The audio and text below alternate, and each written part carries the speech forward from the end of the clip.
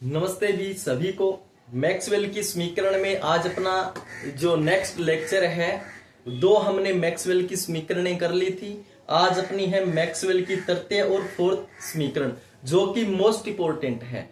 ठीक है, देखिए भी अपनी मैक्सवेल की तृतीय समीकरण मोस्ट इंपोर्टेंट टॉपिक अपना चल रहा है और आपका टाइम भी अभी मोस्ट इंपोर्टेंट है बच्चों। तो ज्यादा टाइम ना लगाते हुए कम टाइम में हम ही टॉपिक करने वाले हैं। ठीक है ना। तो देखिए मैक्सवेल की थर्ड इक्वेशन, अब सभी को पता होना चाहिए कि मैक्सवेल की थर्ड समीकरण कौन से नियम पर आधारित है। तो कल मैंने आपको बता दिया था कि ये जो समीकरण है ये कौन से नियम पर आधारित है भी। एक तो है लेंज का नियम और एक है फैराडे का विद्युत चुंबकीय प्रेरण का नियम। ठीक है ना। दोनों नियम किससे रिलेटेड है? विद्युत चुंबकीय प्रेरण से ही रिलेटेड है। भी फैराडे ने क्या कहा था? भी फैराडे ने जो द्वितीय नियम दिया था, क्या दिया था? द्वितीय नियम कि जितना फ्लक्स के अंदर परिवर्तन होता है समय के साथ, या ऐसे बोलूं कि जितना विद्युत वाहक बल क्रिएट होगा उतना ही फ्लक्स में परिवर्तन होगा। ठीक है, या ऐसे होता है कि फ्लक्स में परिवर्तन की दर है वो विद्युत वाहक बल के क्या होती है? बराबर। ये फैराडे का द्वितीय नियम था। और तो जैसे फ्लक्स में परिवर्तन होगा तो ईएमएफ क्रिएट होगा और करंट बहेगी। तो करंट की डायरेक्शन किसने बताई थी? वो लेंज ने बताई थी। भी ये जो प्रेरित धारा है वो उसका विरोध करती है, जिसके कारण इसकी उत्पत्ति हुई है। तो आगे क्या लग जाता है? माइनस। ठीक है ना। तो ये देखिए ये जो नियम, ये कौन से नियम पर आधारित है? तो यह फैराडे व लेंज के नियम पर आधारित है। फैराडे व लेंज के नियम पर क्या है बच्चों? आधारित है। इस नियम के अनुसार क्या होता है अभी? इसको बोलेंगे EMF is equal to minus D phi B upon D T. इतनी बात समझ में आ गई क्या बच्चों? ये समीकरण नंबर 1 है। अब जो भी अपना सर्किट बन रहा है, ठीक है, तो ये वो रेखाओं से मिलकर के बना है। तो यहां पे एक स्टेटमेंट है। क्या है स्टेटमेंट? कि विद्युत क्षेत्र का जो रेखा समाकलन होगा, विद्युत क्षेत्र का रेखा समाकलन ईएमएफ के बराबर होता है। ईएमएफ के क्या होता है? बराबर। अर्थात क्या लिखेंगे? अर्थात लिखेंगे जो ई है वो इंटीग्रेशन होगा electric field of line integral. ठीक है, ये है, इसको इस तरीके से लिखेंगे। ये समीकरण नंबर है 2 बच्चों। तो समीकरण नंबर 1 में ईएमएफ की वैल्यू है, समीकरण नंबर 2 में भी ईएमएफ की वैल्यू है। तो समीकरण 1 व समीकरण 2 से डायरेक्ट लिखेंगे line integral of E vector dot DL is equal to लिखेंगे माइनस का D phi B upon D. कोई दिक्कत वाली बात नहीं है। अब देखिए भी क्या करेंगे, हमें पता है कि चुंबकीय फ्लक्स क्या होता है, मैग्नेटिक फ्लक्स क्या होता है बच्चों? मैग्नेटिक फ्लक्स क्या होता है? Phi B is equal to क्या होता है? बी वेक्टर डॉट डी होता है। अरे सभी को पता है ना। ये यहां पे वैल्यू रख देंगे फाई बी की, तो क्या हो जाएगा? Integration of C E vector dot DL is equal to minus D upon D T integration of B vector dot D. ये सरफेस। इतनी बात समझ आ गई क्या रे? इतनी बात समझ आ गई क्या? अब यहां से देखिए ये सी है, ये एस है। सी मतलब रेखा समाकलन से क्षेत्रफल समाकलन है। ये रेखा से क्या है बच्चों? क्षेत्रफल समाकलन है। तो कौन सी प्रमेय होती है बच्चों? स्टोक की करल प्रमेय होती है। फर्स्ट यूनिट में मैंने करवा दिया स्टोक की करल प्रमेय। स्टोक की करल प्रमेय होती है। तो जिससे इसको क्या लिख सकते हैं? ई वेक्टर डॉट डीएल को हम चेंज कर सकते हैं। कौन से क्षेत्रफल में करेंगे? तो करल है तो क्या आएगा बच्चों? क्रॉस आएगा, तो नेबला क्रॉस ई और क्या आएगा? डी आ जाएगा।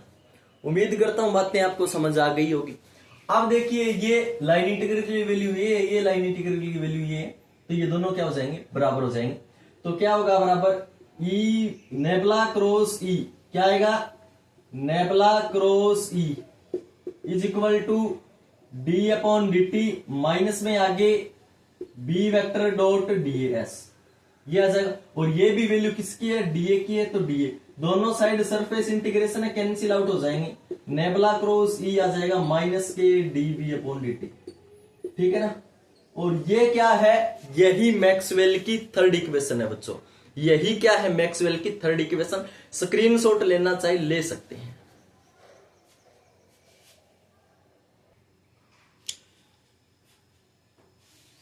अब देखेंगे मैक्सवेल की फोर्थ इक्वेशन, मैक्सवेल की फोर्थ इक्वेशन, मैक्सवेल की फोर्थ समीकरण, मैक्सवेल की फोर्थ समीकरण। ये क्या होती है मैक्सवेल की फोर्थ समीकरण भाई?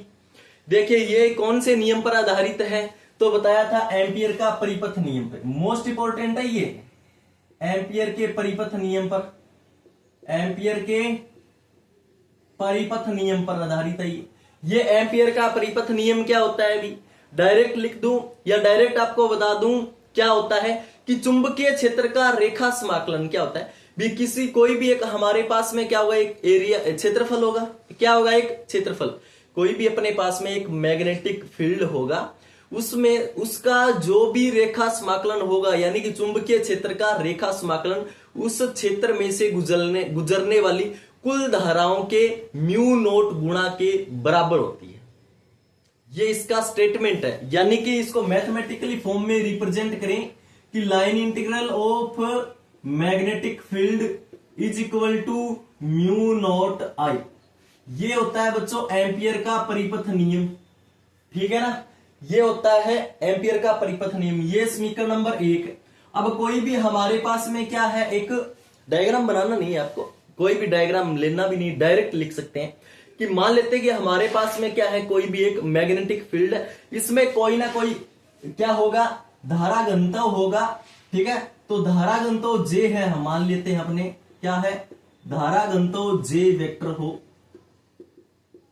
तो आई इज इक्वल टू क्या हो जाएगा, integration of J vector dot D. इतनी बात समझ में आ गई क्या? तो आई क्या हो जाएगी, जे वेक्टर डॉट डी।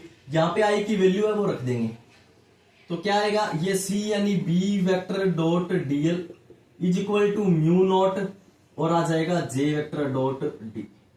इतनी बात समझ में आ गई क्या? ये होगा सरफेस इंटीग्रेशन। तो ये सी है, ये एस है, इसका मतलब ये रेखा समाकलन है और क्षेत्रफल समाकलन है। तो इसमें चेंज करने की जरूरत होगी, तो कौन सी प्रमेय लगाएंगे, स्टोक की करल प्रमेय बच्चों। जहां पे लाइन इंटीग्रल आ जाता है वहां पे स्टोक की करल प्रमेय लगेगी, ठीक है।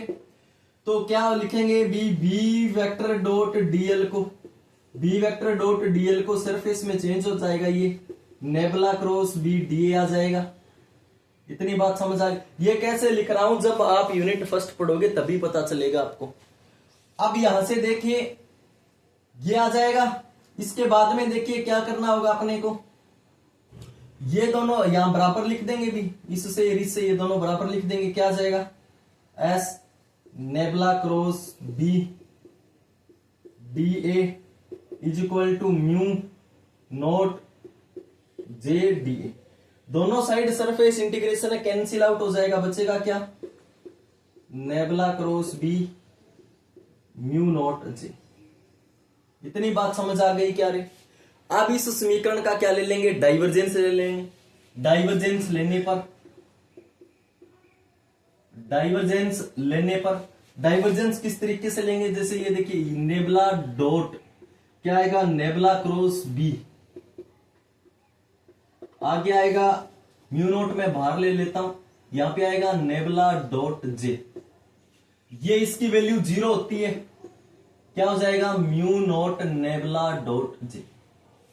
ये क्या होगा, 0 वैल्यू, इसकी वैल्यू क्या आएगी, 0। इतनी बात समझ आ गई क्या, याद रखनी है यहाँ पे। और ये जो मोस्ट इंपोर्टेंट है, ये समीकरण नंबर कितनी है, ये समीकरण नंबर 2 है, याद रखनी है आपको। अब लिखेंगे आवेश संरक्षण के सिद्धांत से, आवेश संरक्षण के सिद्धांत से वो होता है बच्चों नेबला वेक्टर डॉट जे और D rho upon dt equal to 0। इसको स्वतंत्र समीकरण भी बोलते हैं और इसे बोलते हैं आवेश संरक्षण का सिद्धांत, आपको याद रखना पड़ेगा, ठीक है। अब देखिए यहां से, और मैक्सवेल संशोधन करेंगे, यहां से क्या करेंगे, मैक्सवेल संशोधन भी करेंगे। उससे क्या होता है, जे वेक्टर की वैल्यू होगी जे एफ प्लस जे डी के रूप में, जे एफ प्लस जे डी के रूप में। यानी जे एफ क्या है, मुक्त धारा घनत्व, जे डी विस्थापन धारा घनत्व, मैक्सवेल की विस्थापन धारा टॉपिक से आया ये, ठीक है ना। इसके बाद में देखिए फिर इस समीकरण में, देखिए इस समीकरण में मैं क्या रखूंगा, इसको देखिए क्या लिखेंगे भी, S is equal to nabla cross B D A is equal to mu naught, और जे को लिखूंगा मैं J F plus J D, और ये डी ए यहां पे दिख रहा है क्या, नहीं दिख रहा, ऊपर लिख देता हूं। यानी इसको मैं इस तरीके से लिखूंगा भाई, यानी ये समीकरण नंबर 1 से मैं दोनों साइड डी ए डी है ना, इसको इस तरीके से लिखूंगा, ये रहा, या ये समीकरण मान लेते हैं हमने।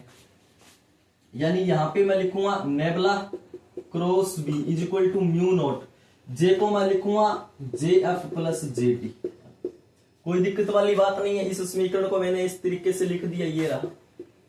अब मैं क्या करूंगा, जे एफ या जे डी की वैल्यू यहां से निकाल लूंगा।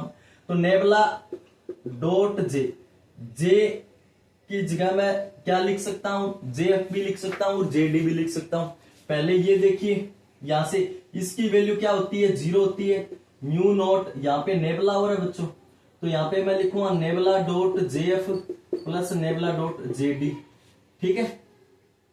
तो या मैं और क्या लिख सकता हूं इसको, nabla dot J F plus nabla dot J D is equal to 0, या मैं क्या लिख सकता हूं, नेबला डॉट जे एफ बराबर minus nabla dot J D बराबर 0। कोई दिक्कत वाली बात नहीं है क्या, इस तरीके से लिख दिया मैंने। 1 मिनट रुको, लाइट ऑन, कोई दिक्कत वाली बात नहीं है। इसके बाद में देखिए भी ये वैल्यू यहाँ पे इस समीकरण को क्या लिख सकते हैं, दोनों पदों में लिख सकते हैं। इस समीकरण को इस तरीके से नेबला डॉट जे एफ के पदों में भी लिख सकते हैं, D rho upon D T बराबर 0, और इसको क्या लिख सकते हैं, minus nabla dot J D plus D rho upon D T बराबर 0 लिख सकते हैं, माइनस, ठीक है। यानी इसकी वैल्यू है। यहां पर क्या लिख सकते हैं, nabla dot J D is equal to लिख सकते हैं D rho upon D T. ये भी कोई दिक्कत नहीं होनी चाहिए आपको, इतनी बात समझ आ गई क्या। तो ये यहां पे जो है ना, यहां पे क्या लिख देंगे इस समीकरण में, समीकरण नंबर ये 3 है, यहां पे जे डी की वैल्यू रख देंगे। किसकी वैल्यू रख देंगे, ये नेबला डॉट जे डी है ना, इसको इस तरीके से भी लिख सकते हैं इस समीकरण को, nabla cross B is equal to mu naught nabla dot J F plus nabla dot J D, ठीक है। तो इसको इस तरीके से भी लिख सकते हैं क्या, nabla cross B is equal to mu naught nabla dot J F plus J D की वैल्यू है बच्चों D rho upon D T. कोई दिक्कत वाली बात नहीं है, ठीक है। अब हमें पता होना चाहिए कि रो की वैल्यू क्या है, रो की वैल्यू होती है nabla dot D, nabla dot D. इसमें भी लिख सकते हैं nabla cross B is equal to mu naught nabla dot J F plus D upon D T और नेबला डॉट डी। ये इस तरीके से भी लिख सकते हैं, पर कोई दिक्कत वाली बात नहीं है। अरे बताइए बात समझ आ रही है क्या, अरे बात समझ आ रही है क्या। अब देखिए आगे क्या करना है आपको। अब देखिए ये आ गई अपने पास मैक्सवेल की समीकरणें आ रही है ये सारी। तो nabla cross B mu naught क्या आ जाएगा, ये nabla dot J F plus में, और ये नेबला बाहर आ जाएगा डी अपॉन डी टी, और क्या आ जाएगा अभी डी आ जाएगा। नेबला को बाहर भी लिख सकते हैं इसको, यानी ठीक है, यानी nabla cross B is equal to mu naught nabla J F plus D upon D T. इसको इस तरीके से भी लिख सकते हैं, ठीक है। और इसको लिख सकते हैं nabla cross B is equal to mu naught और नेबला जे एफ, और इसकी वैल्यू होती है डी की, वो होती है एप्सिलॉन ई। एप्सिलॉन को इस तरीके से लिख सकते हैं। और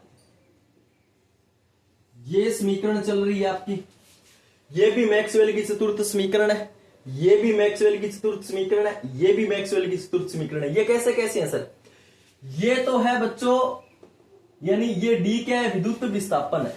तो ये समीकरण जहां तक डी चल रहा है ना, वहां पे हम क्या लिख सकते हैं, वहां पे हम क्या लिख सकते हैं, एक मिनट, वहां पे हम क्या लिख सकते हैं, विद्युत विस्थापन सदिश के पदों में मैक्सवेल की चतुर्थ समीकरण। अब डी की वैल्यू हमने रख दी, ई आ गया यहाँ पे, ई की जगह क्या लिख सकते हैं, विद्युत क्षेत्र के पदों में मैक्सवेल की समीकरण। अब एक और निकाल लेते हैं, क्या, यानी आपको पता है बी अपॉन म्यू नॉट क्या होता है, बी अपॉन म्यू नॉट होता है एच, तो इसको लिख सकते हैं curl H is equal to mu naught nabla dot JF plus epsilon E D E upon D. ये समीकरण आ गई, ये चुंबकन क्षेत्र के पदों में, ये जो आपके पास जो समीकरण आई है, ये चुंबकन क्षेत्र के पदों में मैक्सवेल की फोर्थ समीकरण। तो ये अपना टॉपिक था, हमें पता है एम्पियर के परिपथ नियम से ये होता है। अब धारा घनत्व देखना, धारा घनत्व आई की वैल्यू होती है जे वेक्टर डॉट डी, ये वैल्यू यहाँ पे रखेंगे, रख दी यहाँ पे, कोई दिक्कत वाली बात नहीं है। तो रेखा समाकलन और क्षेत्रफल समाकलन आ गया, तो यहाँ पे स्टोक की करल प्रमेय लग जाएगी, ये वैल्यू इसके बराबर होती है और स्टोक की करल प्रमेय से इसके बराबर होती है, तो ये दोनों क्या हो जाएंगी बच्चों, बराबर हो जाएगी।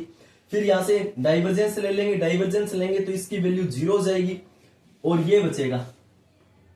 फिर हम यहाँ पे लगेगा आवेश रक्षण का सिद्धांत, nebula dot J plus D upon D T बराबर 0। अब मैक्सवेल संशोधन, यानी जे की जगह अपने को जे प्लस जे डी लेना है, जे प्लस क्या लेना है, जे डी, तो यहां से रख देंगे J F nabla cross B equal to mu naught nabla J plus J D. अब यहां से क्या करेंगे, एक बार जे एफ और एक बार जे डी लेना है यहाँ पे, और यहां से जे डी की वैल्यू आएगी, जे डी की वैल्यू आ जाएगी ये D rho upon D T, ये जे डी की वैल्यू यहाँ पे रखनी है, रख दी, ठीक है, यहाँ पे आ गया। अब रो की वैल्यू है, रो क्या होता है हमें पता है, मैक्सवेल की फर्स्ट समीकरण से नेबुला डॉट डी होता है, ये यहाँ पे रख दिया, बस रखते ही क्या आ जाएगा, मैक्सवेल की फोर्थ समीकरण आ जाएगी, दो विद्युत विस्थापन सदिश के पदों में। फिर डी की वैल्यू होती है एप्सिलॉन ई, ये आपको पता ही है। फिर वो रख देंगे, मैक्सवेल की चतुर्थ समीकरण आ जाएगी विद्युत क्षेत्र के पदों में, ठीक है ना। और एक म्यू नॉट इधर लेके जाएंगे तो ये चुंबकन क्षेत्र होता है, ये होता है चुंबकन क्षेत्र, क्या होता है, चुंबकन क्षेत्र के पदों में मैक्सवेल की फोर्थ समीकरण आ जाएगी। उम्मीद करता हूं टॉपिक आपको समझ आ गया होगा, और अखबार ना समझ आया तो वीडियो को दोबारा देख लीजिएगा, मन लगा के पढ़ाई कीजिएगा बच्चों। ये आपका जो समय है वो मोस्ट इंपोर्टेंट समय। और इन्हीं शब्दों के साथ जय हिंद, जय भारत, धन्यवाद।